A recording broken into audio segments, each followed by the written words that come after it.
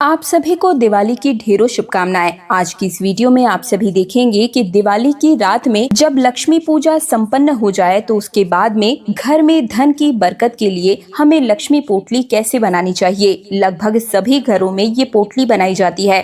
जितने भी व्यापारी बिजनेस वर्ग के लोग हैं, सेठ साहूकार हैं, वे सभी इस पोटली को बनाकर अपनी तिजोरी में जरूर ही रखते हैं। आज की इस वीडियो में आप सभी जानेंगे कि आप अपने घर की तिजोरी में इस लक्ष्मी पोटली को कैसे रख सकते हैं, और अगर आपके पास पोटली ना हो किस प्रकार से आप इस पोटली को अपने हाथों से बनाकर रख सकते हैं। इस पोटली को बनाते समय क्या मंत्र बोलना चाहिए, इस पोटली में हमें क्या क्या रखना चाहिए, कैसे रखना चाहिए, सारी जानकारी आज की इस वीडियो में बताऊंगी। लेकिन सबसे पहले माँ लक्ष्मी के इस वीडियो को लाइक करके कमेंट सेक्शन में जय माँ लक्ष्मी जरूर ही लिख दीजिए। इस पोटली को अपनी तिजोरी में रखने से धन में स्थिरता आती है, फिजूल खर्ची रुकती है, अचानक धन प्राप्ति के योग भी बनते हैं, दरिद्रता और कर्ज से मुक्ति दिलाती है, घर में सकारात्मक ऊर्जा को बढ़ाती है और व्यवसाय हो या नौकरी हो तरक्की जरूर ही मिलती है। तो देखिए, दिवाली की रात जब आप लक्ष्मी पूजन कर लेंगे तो लक्ष्मी जी की जो भी प्रिय वस्तुएं हैं जो कि आपने पूजा के दौरान माँ लक्ष्मी को समर्पित की थी, उन्हीं से इस पोटली को हमें तैयार करना होता है ताकि माँ लक्ष्मी की कृपा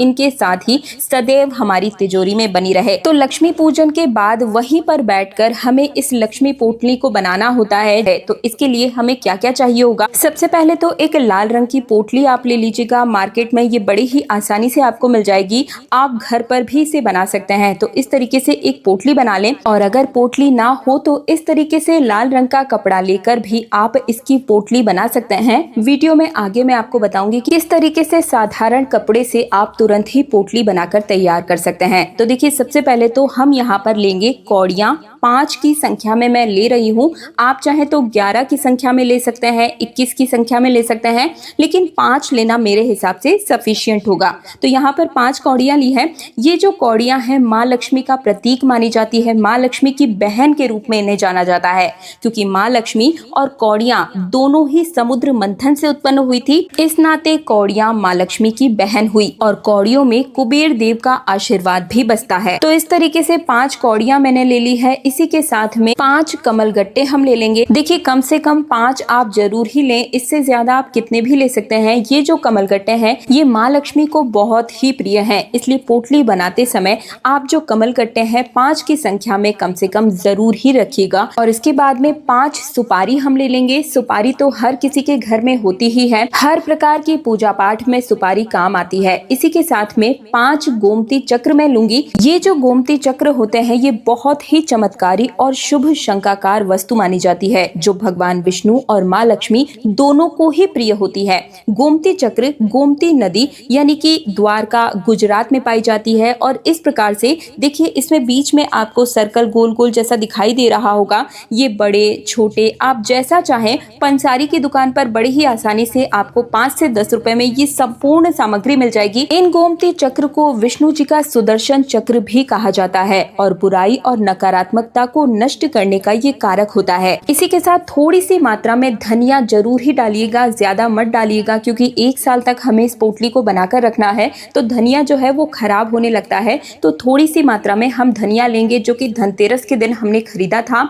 धनिया को पीला सोना भी कहा जाता है। और अब हम लेंगे हल्दी की 2 गांठ। आप चाहे तो 5 भी ले सकते हैं, लेकिन हल्दी जो है वो धीरे धीरे खराब होने लग जाती है, इसमें छेद या कीड़े वगैरह पड़ जाते हैं, इसलिए 2 की संख्या में ही आप ले सकते हैं। अगर गांठ ना हो तो आप जो पिसी हुई हल्दी होती है वो भी डाल सकते हैं, बहुत ही शुभ मानी जाती है। इसी के साथ में 5 फूल वाली लौंग ले लीजिएगा।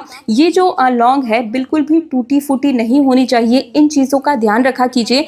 पूजा में कभी भी टूटी या फूटी चीजों का इस्तेमाल हमें नहीं करना चाहिए। तो 5 लौंग मैं यहाँ ले लूंगी।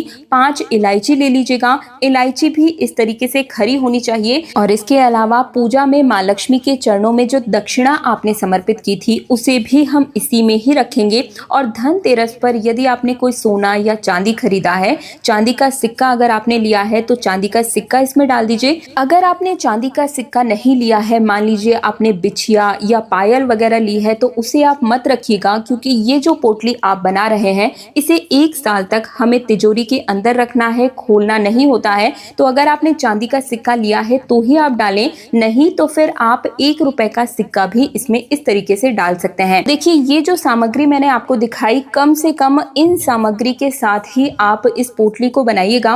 वैसे तो ज्यादा से ज्यादा आप जितना चाहें उतना सामान इसमें ऐड कर सकते हैं, जैसे पूजा में चढ़ाए गए फूल हो गए, अक्षत हो गए, जो भी आप इसके अलावा डालना चाहे डाल सकते हैं। लेकिन कम से कम ये जो प्रिय वस्तुएं हैं जिनके अंदर सकारात्मक ऊर्जा होती है, आपकी तरक्की के जो कारक बनेंगे, वो संपूर्ण चीजें मैंने यहाँ पर आपको दिखा दी है। और अब एक एक करके इसे हम पोटली में भरेंगे और जब हम इस पोटली को बनाकर तैयार करेंगे उस समय हमें एक मंत्र बोलना है, ओम श्रीम ह्रीम क्लीम श्री सिद्ध लक्ष्मये नमः। एक बार फिर से बोलकर दिखाती हूँ, ओम श्रीम ह्रीम क्लीम श्री सिद्ध लक्ष्मये नमः। इस मंत्र का आप 5 या 11 बार जाप करते हुए इस धन लक्ष्मी पोटली को बनाकर तैयार कर लीजिएगा।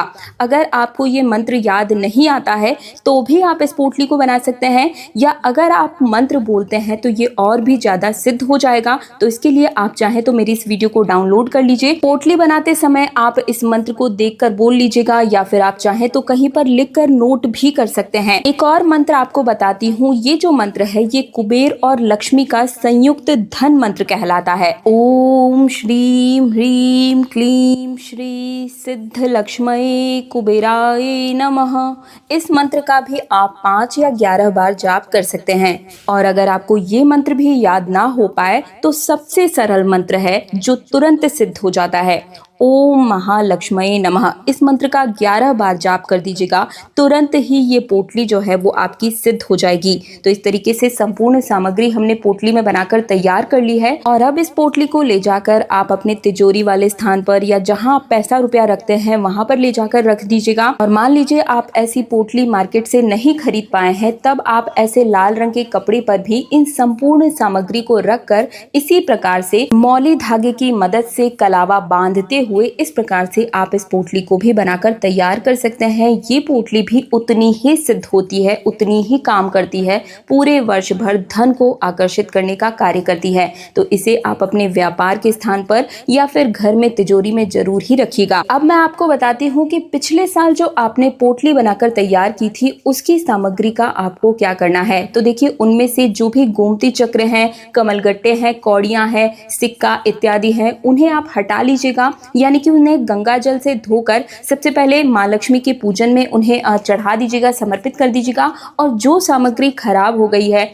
जैसे कि हल्दी की गांठ हो गई, पुष्प इत्यादि अगर आपने डाले हैं जो खराब हो गए हैं, उनका आप बहते हुए जल में विसर्जन कर दीजिएगा। और ये जो पोटली आपने बनाई है ये लाल रंग की ही लीजिएगा। लाल रंग जो है वो माता रानी को बहुत ही प्रिय होता है। ये पोटली आप बहुत ही आसानी से घर पर भी बना सकते हैं, मार्केट में भी मिल जाएगी। और ये जितनी भी सामग्री है मैं संपूर्ण सामग्री को टैग कर दूंगी।